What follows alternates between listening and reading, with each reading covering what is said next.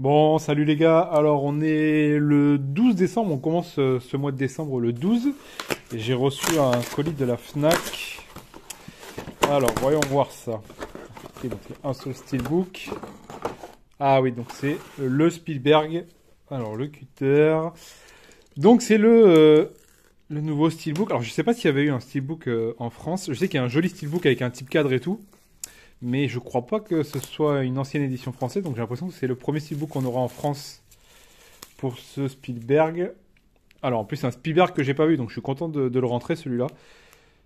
On va enlever le G-Card tout pourri. On va faire attention. Ouais, donc je disais c'est un Spielberg que j'ai pas vu. Donc je suis content, comme ça je vais pouvoir compléter ma collection de Spielberg et le découvrir en même temps. Je sais pas trop, honnêtement je sais rien du film. Le seul truc que je sais, c'est que je crois que c'est le film qui a révélé... Merde, comment il s'appelle? Évidemment, je vais manger son nom. Celui qui joue Batman, putain. Ah là là. Et Christian Bale, voilà. Donc je crois que c'est la première apparition de Christian Bale dans un film. Donc il est enfant, je crois. Donc ça remonte à pas mal d'années maintenant. Donc je suis curieux de voir ça. J'ai aucune idée de quoi ça parle. Donc à voir, à découvrir. Je sais pas si c'est un bon film, je sais même pas s'il a une bonne réputation ou quoi que ce soit, parce que c'est vraiment un de ses films les moins connus, je pense, à Spielberg. C'est vraiment des vieux films qu'il a fait, qui sont un petit peu passés inaperçus entre ces gros morceaux qu'il y a eu à l'époque. Donc à découvrir. Et pour le coup, le steelbook en plus, il a un truc qui est très sympathique. On va pas faire le tour, je vais vous le montrer de suite, évidemment. La continuité, qui est vraiment superbe. Alors par contre, je commence à être un petit peu tatillon parce qu'en fait j'ai remarqué des trucs sur les continuités. Il y a beaucoup de continuités qui, au premier regard comme ça, sont superbes, sont parfaites et tout. Mais quand on regarde de plus près, le détail des jointures avec les tranches et tout est pas super. Donc ça fausse un petit peu la continuité. Donc là, comme on peut le voir là, juste là, pour moi la continuité est un petit peu ratée parce que c'est pas tout à fait en face, quoi. Vraiment sur la partie gauche. Là, sur la partie droite, la jonction entre la tranche et le recto est bien faite, c'est vraiment aligné. Mais par rapport au verso, là on le voit bien, là, je pense qu'on le voit bien ici. Juste là, c'est pas parfaitement aligné. Et moi, ça commence un petit peu à me fatiguer parce que j'ai remarqué pas mal de steelbooks dits avec continuité qui sont foirés comme ça. Donc je commence à être tatillon et à vraiment analyser la jonction entre la tranche et les deux faces. Donc là, pour le coup, en vrai, bon, ça va. Là, comme ça, franchement, c'est vraiment, si on y regarde vraiment de plus près, là, je chipote un petit peu. Mais il y en a qui sont beaucoup plus impressionnants, en fait. Quand tu regardes les détails et tout, tu te rends compte qu'il n'y a aucune continuité, en fait. Il y a la continuité globale du dessin, mais il n'y a pas la continuité vraiment techniquement avec ouais, sur tous les traits qui passent sur la tranche et tout. Et celui où j'ai remarqué ça il n'y a pas très longtemps, c'est le La La Land Best Buy, je crois, celui qu'on a eu chez nous. Vous savez, là, avec avec un visuel très chargé qui, au premier regard, est magnifique. Et en fait, quand tu regardes la tranche, c'est une catastrophe. C'est vraiment, je crois que c'est un des pires steelbooks que j'ai vu en continuité où, au final, tu te rends compte que quand tu t'y penches un petit peu plus, c'est vraiment complètement foiré. Il manque des morceaux. Enfin, c'est des trucs catastrophiques. Ouais, donc ça pour dire que j'ai commencé un petit peu à être tatillon sur les continuités, parce que pour moi, une continuité, c'est soit elle est parfaite, donc elle est vraiment alignée parfaitement, que tu prennes le steelbook à plat comme ça. Alors forcément, quand tu joues un petit peu avec la tranche et qu'elle n'est pas complètement à plat, ou quoi que ce soit, ça peut déplacer un petit peu. Mais ouais, pour moi, si la continuité est pas parfaite, ça commence à être un petit peu... Bah, disons que j'apprécie un peu moins le steelbook, parce que quand tu le regardes de loin, ça claque. Quand tu le regardes un petit peu, que tu veux regarder les détails des visuels et tout, tu te rends compte que c'est pas aligné. Et pour moi, c'est un mauvais point. Et je préfère ne pas avoir une continuité. En fait, je préfère ne pas avoir une continuité plutôt qu'avoir une continuité avec des trucs qui sont pas du tout alignés. Voilà. Donc ça, c'est vraiment un truc sur lequel je me suis penché récemment sur ma collection. Il y a quelques steelbooks comme ça qui sont foirés et ça me fait un petit peu chier. Mais là, pour le coup, là, pour moi, bon, on va dire honnêtement, à part le petit côté avec le verso et la tranche qui est un tout petit peu décalé, pour moi, on est sur une très belle continuité avec un visuel très sympa. Et je crois d'ailleurs que c'est Christian Bale ici qu'on voit de dos. Et donc à découvrir. Après, il n'y a pas de finition particulière. Ouais, non, je pense que c'est du mat. Mais ouais, avec la lumière, j'ai l'impression qu'il y a des petits reflets métalliques ici sur les petites particules et tout là. Donc ouais, le steelbook est sympa. J'aurais peut-être aimé peut-être un zéro finish histoire d'avoir des couleurs un petit peu plus vives, surtout sur l'avion quand on passe la lumière dessus, on voit que le noir est un peu gris. Donc c'est un petit peu dommage. Et donc l'artwork interne, on retrouve le disque et du coup Christian Bale, pareil avec une continuité sur le visuel qui est très sympa là pour le coup. Donc en gros, pour le prix franchement, parce que le steelbook est sorti à 15 euros, franchement 15 euros pour un vieux film qui ressorte en steelbook, je suis content. Même si j'aurais aimé avoir le fameux steelbook avec le type cadre qui est magnifique, là pour le coup il y a vraiment un... il est superbe, mais vu que j'ai pas vu le film, 15 euros, je me suis dit je vais le découvrir, je vais avoir le steelbook. Si jamais vraiment j'ai un gros coup de cœur pour le film, je pense que j'essaierai de me trouver le fameux steelbook avec les types cadres et tout glossy, vraiment superbe. Mais là honnêtement 15 euros, franchement je suis content de le rentrer et à découvrir ce nouveau Spielberg dans la collection et on va voir ce que ça vaut. Je sais pas ce que vos films, dites-moi en commentaire vous si vous avez aimé ou quoi. Mais ouais, à découvrir et content de rentrer cette jolie pièce pour 15 euros. Du coup, on est le 30 décembre, donc joyeux Noël à tout le monde en retard. On a reçu un colis Fnac encore. On va mettre ça de côté. Qu'est-ce que c'est? C'est rouge. Qu'est-ce que c'est? Ah oui, oui. Le steelbook de Everything, Everywhere, All at Once. Donc c'est steelbook limité. Non, je pense pas que ce soit une exclu. Non, c'est pas une exclu Fnac. C'est le steelbook du film qui s'annonce comme la belle surprise de l'année. J'ai l'impression au retour que je vois sur le net et des photos sur le Discord. Faut savoir que j'ai pas vu le film, mais les retours sont vraiment, pour le coup, assez unanimes. C'est vraiment un film complètement barré à ce qui paraît. Donc je me suis dit qu'on allait découvrir ça. J'ai pas pu aller le voir au cinéma. Qu'est-ce qu'il a de spécial? Édition limitée. Je regarde sur le papier. Ouais, il y a rien de spécial. Ouh, il a l'air mignon en plus là. Il a l'air très très mignon même. Tac. Ouais, donc je disais, c'est un petit peu la surprise de l'année, j'ai l'impression. Je ne sais rien du film en plus. Ben, pour le coup, je ne sais mais absolument rien. Tout ce que je sais, c'est que c'est complètement barré, à ce qu'on m'a dit. Et il fait un petit peu l'unanimité, en tout cas sur le Discord. Sur notre petit Discord, les mecs qui l'ont vu annoncent quand même un bon gros délire qui fait du bien, qui rafraîchit un petit peu ce qu'on a en ce moment en salle. Et ne l'ayant pas vu, j'ai précommandé le steelbook parce qu'en plus il avait l'air très très joli et là en main il l'est. Et je suis très curieux de découvrir ça parce que ça a l'air assez barré. Donc à voir. Donc ouais, donc le recto, alors c'est marrant parce que le verso a pas l'air est pas dingue du tout. On dirait un petit peu voilà le steelbook à nu avec ce côté gris.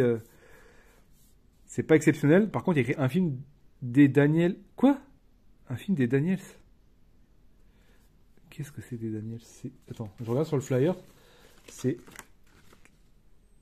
s'appelle vraiment comme ça c'est quoi? C'est le réalisateur? Commentaire audio des Daniels. Tac, est-ce que ça va être écrit là?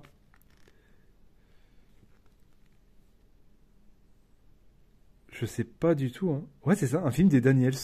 Mais des Daniels, c'est des frères? C'est quoi? C'est où? Je comprends pas trop.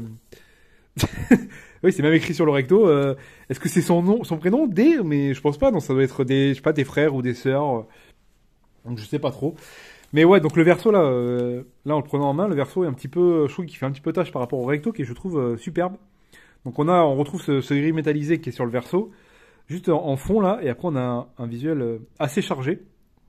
Ça fait un petit peu penser comme ça, au premier regard comme ça, on dirait un truc un petit peu hippie, un peu voilà, les années 70, Stone et tout. Et on retrouve du coup on retrouve des personnages, je pense, du film en cercle là autour du titre. Et on a ouais, putain, c'est joli, elle a des petites finitions autour là sur le bleu derrière. Je sais pas si on va le voir à la lumière, voilà. Là, on le voit bien quand même, je pense. Alors c'est pas du spot gloss, mais c'est métallique, c'est des reflets métalliques sur toute la partie bleue qu'on voit là tout autour. Là, on le voit ici aussi sur le pied de biche qui est juste en bas.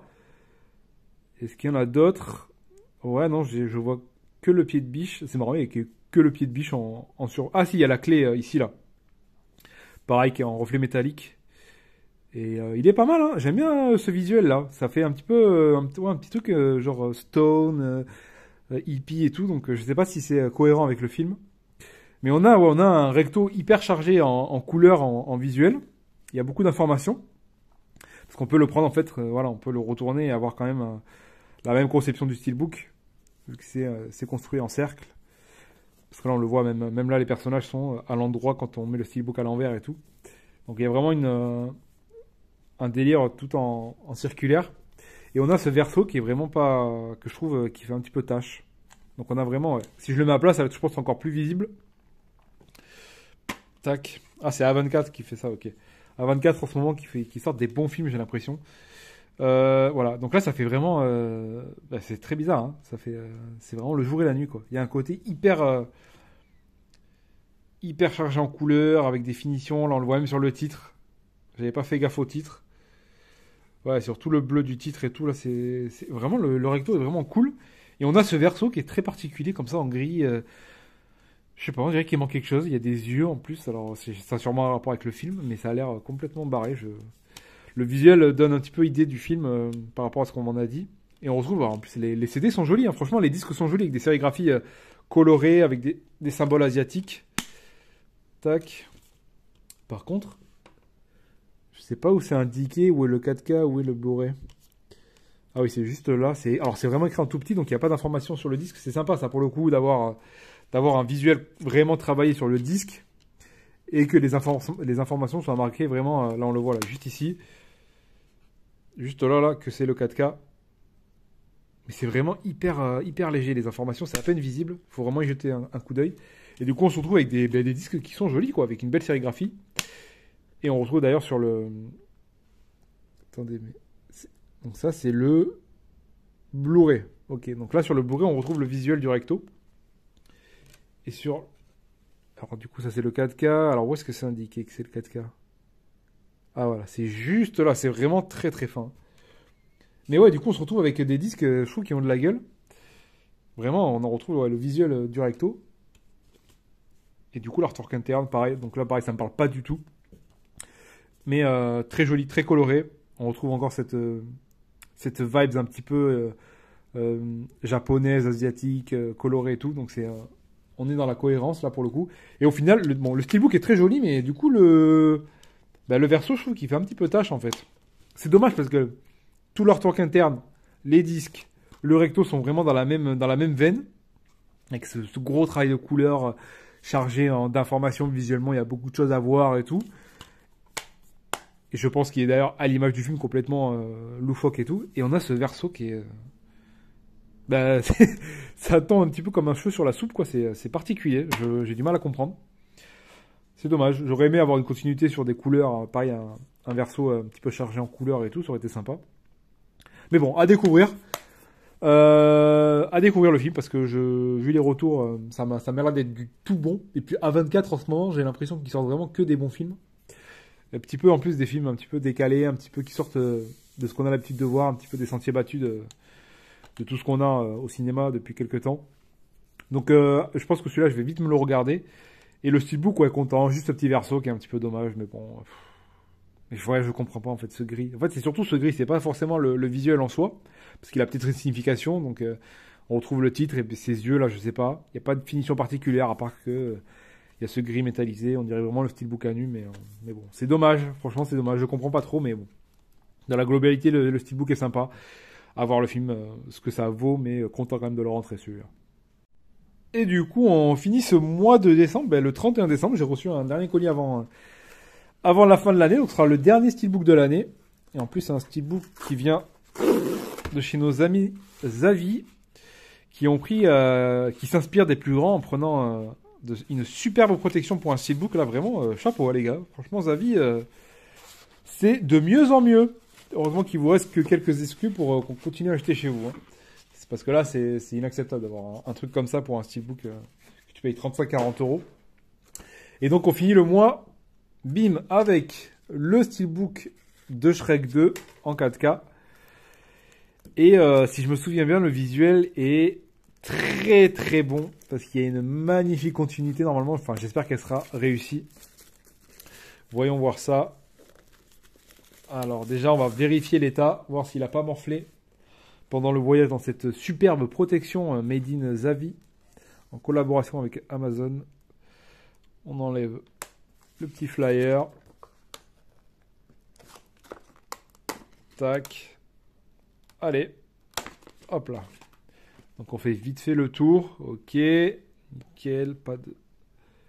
Ok, bon, ça s'est bien passé. Le steelbook est intact, donc super. Alors déjà, bon, il est glossy. J'avais oublié ça, j'avais oublié ce détail. Il est... La qualité d'impression est vraiment bonne en plus là. Je suis content là, il a l'air d'être très sympathique. Je l'ai pas encore ouvert parce que le plus gros intérêt de ce steelbook c'est la continuité, mais en tout cas il est beau déjà. Avec du coup un glossy, je pense ouais, sur tout le steelbook je le sens derrière, il y a pas de spot gloss ou quoi, c'est vraiment du glossy de partout. On a des reflets métalliques sur le Shrek 2 là qui rend super bien avec la lumière, ça fait bien ressortir le vert. On a aussi des reflets métalliques, je sais pas si ça va se voir. Voilà, sur pas les coutures, mais les petits détails là sur la robe de Fiona. Donc c'est cool ça, les petits détails comme ça. Pas d'autre finition sur Shrek par exemple. Sur la tranche, on a juste le titre, même pas d'info que c'est le 4K.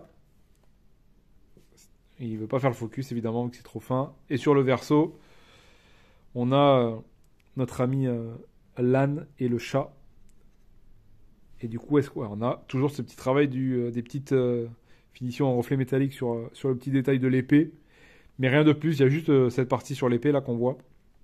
Avec les infos là très subtiles en bas. Donc ça c'est agréable. Et donc la grande force de ce steelbook, bim, c'est cette continuité. Elle est magnifique en plus. Elle est parfaite. Elle est mais superbe. Putain, le steelbook il déboîte hein. Franchement, il est magnifique le steelbook. Là, je joue un petit peu avec la lumière, on voit bien les reflets métalliques sur le titre, la robe, l'épée. Attends, je vais changer la lumière, voir si ça peut. J'ai l'impression que la lumière est pas super bonne. Hop là, si je mets comme ça, peut-être c'est un petit peu mieux. Mais ouais, elle est magnifique la continuité, franchement. Il est superbe le steelbook. Il n'y a pas à dire. Et donc, ouais, donc c'est le 2, mais vous allez me dire le 1 du coup, est-ce que tu l'as? Ben, je l'ai pas. Parce que le steelbook sorti par Zavvi pour le 1 est, je trouve, pas très joli. J'essaierai de vous l'afficher ici, là. Donc ça, c'est le Zavvi. Et malheureusement, ils n'ont pas fait le 1 avec ce délire de continuité comme sur le 2. Ça aurait été incroyable d'avoir une collection de... Parce que je sais pas s'ils vont continuer tous les Shrek comme ça. Avoir le Shrek 1 et le Shrek 2 déjà avec un délire de continuité comme ça aurait été génial. Ah, je vois un... Ah non, la continuité est pas parfaite, regardez. Tac, je vais vous le montrer là. Voilà, donc là, il y a le haut de la maison. Ah, putain, c'est compliqué de vous montrer, je sais pas si le focus est bien fait. Là, il y a le haut de la maison qu'on retrouve pas sur la tranche. En fait, on a sur la tranche comme, je dirais, un début d'arbre. Juste là. Ah, ça, c'est le petit détail, c'est les petits détails. Mais après, on le voit là sur la maison en haut, la continuité est là.